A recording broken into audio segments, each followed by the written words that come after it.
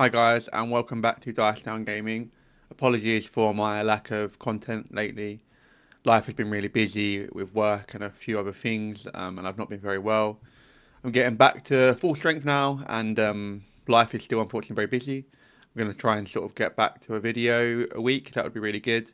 But if you have tuned back into this, I'm really grateful for you tuning in.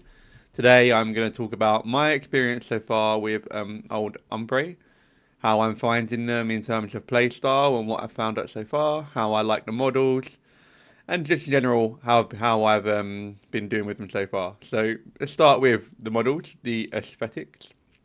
I was really excited from sort of the renders that we saw and the box art that we saw before I actually got models.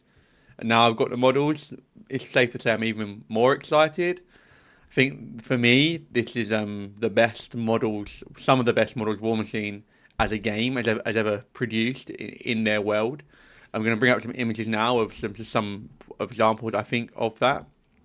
Here is just one of the Legion Wardens. I think the level of detail I've got on these sculpts, the sort of aesthetic that fits with the theme. I really love. Here's one I've painted. So I'm gonna do my Old Umbrey in green and gold colours, a bit of a ode to the old Circle or Boros. So my fabric's gonna be green. The armor will probably be green, and then I will do sort of gold highlights or gold trim on where I can. This is an example of my Witchmark totem. Just putting that green on the fabric, as well as other colours you'd expect to be there.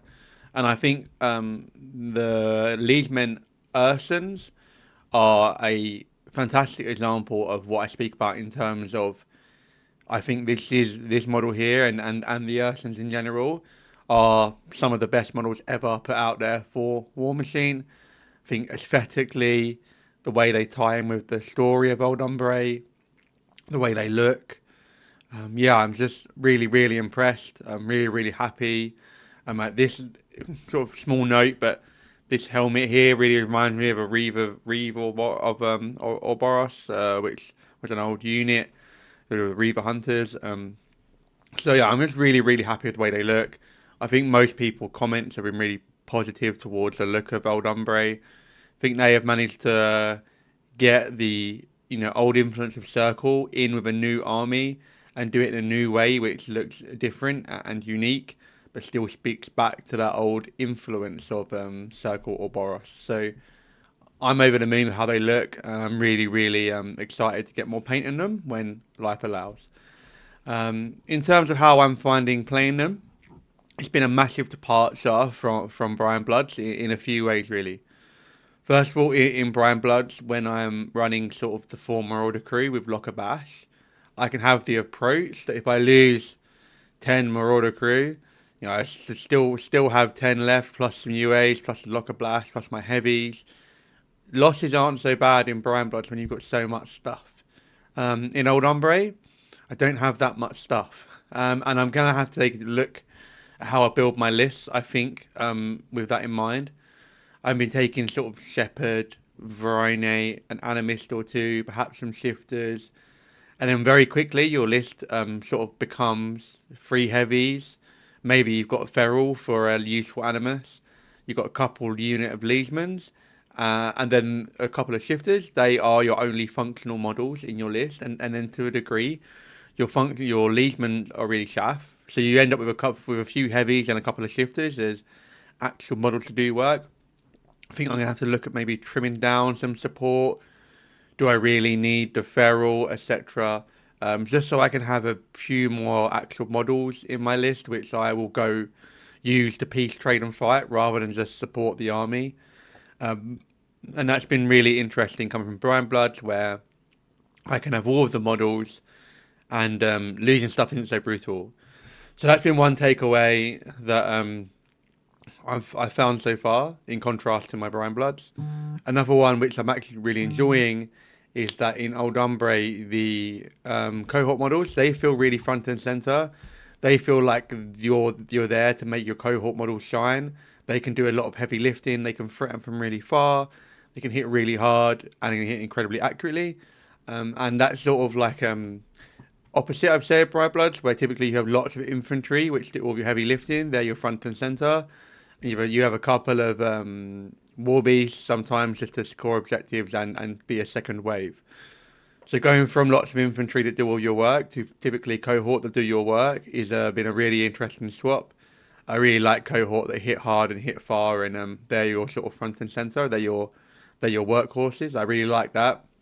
I think it's going to take some adjustment in parallel with maybe tuning my list so I have a bit more chaff, a bit more peace trading stuff. So whenever I lose something, it isn't so brutal. It does also make you think about the trades you do, and if you take poor trades, you get punished a lot more than maybe with all of your Marauder crew, where you can just sort of throw some away and get punished less. So I think there's a lot of meat for me to learn in terms of Old Umbrey and how they play going forward. I think those are the main two differences I've found in terms of Warlocks. So today's a pretty unscripted video. Just got sort of ramble. Just found some time in the day to do it. I mean, Warlocks, I've tried Bodan, I've tried Galena, and I've tried Maxim.